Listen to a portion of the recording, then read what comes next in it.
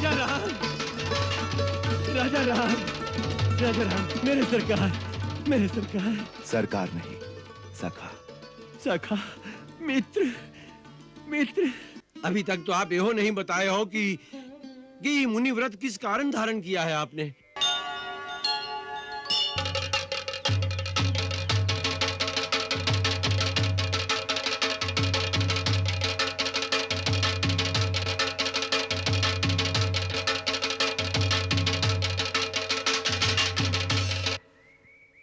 बंधुओं, आज बड़े भाग का दिन है। आज हमारे स्वामी आए हैं, हमारे प्रभु अयोध्या का राजकुमार श्री राम आवा है हम लोगन के गांव में। अपन अपन उपहार लेके चलो हमरे साथ। वैसे उनके स्वागत के लिए उपहार की कोनो आवश्यकता नहीं है।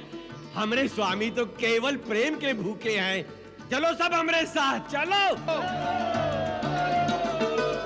राजा राम, राजा राम, राजा राम, राजा राम, राजा राम, मेरे सरकार, मेरे सरकार। सरकार नहीं, सखा। सखा, मित्र, मित्र। प्रभु, आखिर आप आ ही गए ना हमरे गांव में। हमरे गांव वासी आपके दर्शनों के लिए आ रहे हैं। आप विराजिए, पधारिए प्रभु, विराजिए, विराजिए। राजा रामचंद्र की जय, राजा रामचंद्र की जय, राजा रामचंद्र की जय, राजा रामचंद्र की जय, राजा रामचंद्र की जय।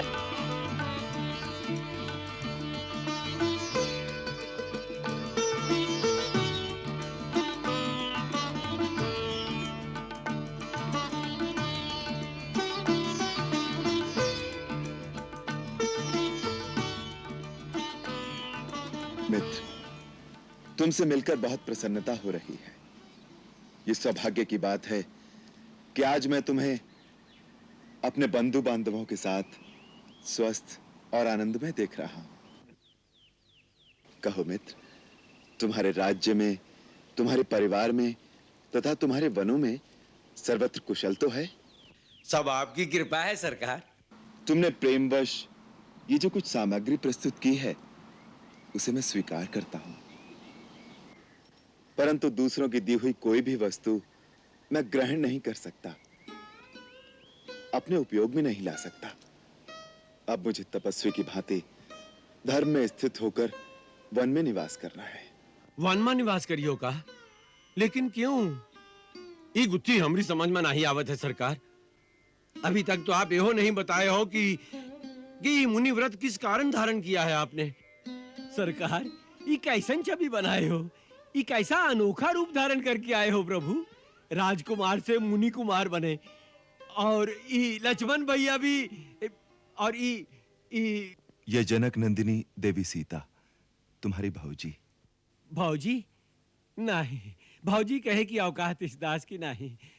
ये देवी अयोध्या की राजरानी, ये तो हमार माई सीता मैया है। बस यह मान के मगन रहेंगे हम। माई, आपन चरण छुए दो हमका। नहीं नहीं, हमारे लिए जैसे लक्ष्मण भैया वैसे ही आप। धन्य हो, जियो राजरानी सीता, चुप चुप जियो, तुहार सुहाग बना रहे। अभी तक ये नहीं बताए हो सरकार कि कैसा बाना धारण करके अयोध्या से आए हो। निशात राज, तुम्हारे सरकार अपने मुख से सौतेली मां कैकेयी की करतूत का किस्सा नहीं सुनाएंगे। अरे सुमंत्र, जिस बात को सारा जग जान चुका है उस बात को अपने मित्र से छुपाएंगे भैया?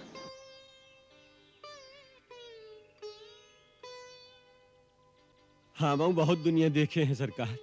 आपन बिटवा का राजा बनावे की खातिर सौतेले को बनवास दे दिया। यह बात है ना सरकार? निषाद राज, तुम तो हमारे मित्र हो, हमारी माता का अपमान मत करो। रूठिए नहीं सरकार, हमारी इतनी मजाल कहां। बस आज हमार मेहमानदारी कबूल कर लें, यह में हमार मान बढ़ जाएगा। पधारिए लक्ष्मण भैया और सीता मैया का संग श्रृंगेरपुर नगरिया का पवित्र कर दीजिए महाराज। हम वनवास का व्रत ले चुके हैं, इसलिए नगर में प्रवेश करना हमारे लिए वर्जित है। अब हमें तपस्वियों और मुनियों की तरह जीवन व्यतीत करना होगा। हम घास और पत्तों के बिछौनों पर सोएंगे। जैसी सरकार की इच्छा। गंगा तट पर ही आपकी सेवा करके हम जीवन धन्य कर लेंगे।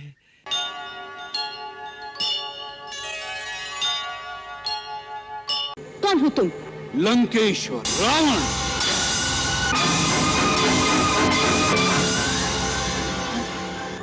हाँ, रावण, जिसे तुम्हारी कामना ने इतना आतुर कर दिया है कि स्वयं तुम्हारे द्वार पर भिक्षा मांगने आया है।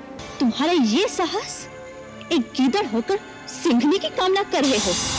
तुम्हारा अंत समय आ गया है। यदि प्राण प्यारे हो तो अभी समय है, चला जा यहाँ से। तेरा ही नहीं, तेरे सारे कुल का सर्वनाश हो जाएगा। मुनिराज, मैं आपके लिए भोजन लाई हूँ, ये लीजिए। ले आओ देवी। कृपया आप ही को यहाँ आना होगा। अब तो हमने आसन जमा लिया है, यात्रा से थके हुए हैं, बार बार उठा नहीं जाता। जो कुछ देना है यही ले आओ। भगवान, मैं इस सीमा से बाहर नहीं आ सकती, आप ही को कष्ट करना होगा। देवी, तुमको आर्य कन्या नहीं लगती? द्वार पर आया हुआ अतिथि भगवान का रूप होता है और तुम हमारा तिरस्कार कर रही हो।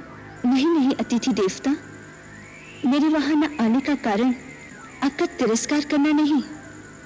वास्तव में मेरे देवर मेरी सुरक्षा के लिए एक सीमा की रेखा खींच गए हैं और अपनी शपथ देकर कह गए हैं, मर्यादा की सीमा को त्याग कर बाहर न जाना। इसलिए मैं बाहर नहीं आ सकती। बस, बहुत हो चुका। तुम बार बार हमारा तिरस्कार कर रही हो।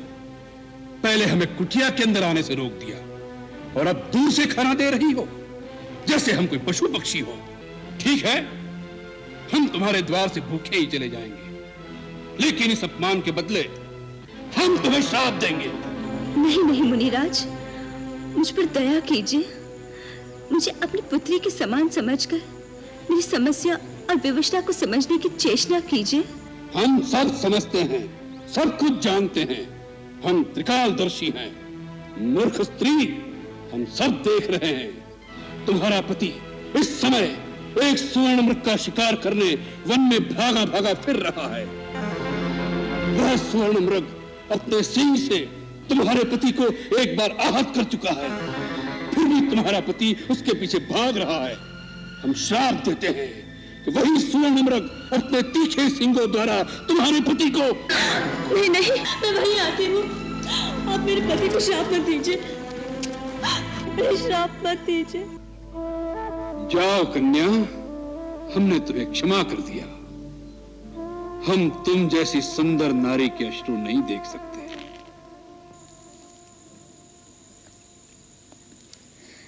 मैं मिथिला नरेश महाराज जनक की पुत्री हूँ। मिथिला की राजकुमारी, और इस अवस्था में ये कैसा दुर्दैव है। जिस कांचन काया को देख देवता भी लालायित हो जाएं, उसे तुम इस घास फूस की कुटिया में नष्ट कर रही हो। और ऐसे नारी रत्न को तो किसी त्रिलोकी के राजा की पत्नी होना चाहिए था। मेरे लिए तो मेरे पति ही त्रिलोकी के राजा है। उनसे बढ़कर और कोई हो सकता है क्या? अवश्य हो सकता है। हम तुम्हें बताते हैं। सीते,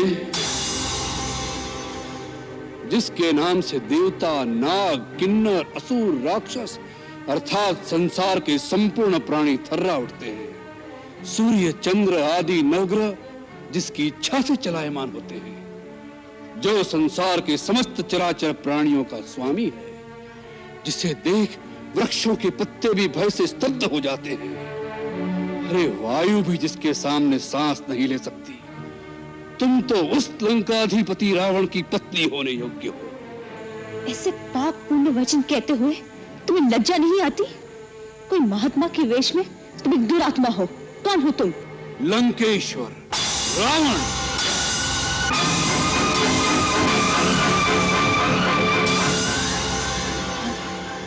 हाँ, रावण, जिसे तुम्हारी कामना ने इतना आतुर कर दिया है कि स्वयं तुम्हारे द्वार पर भिक्षा मांगने आया है।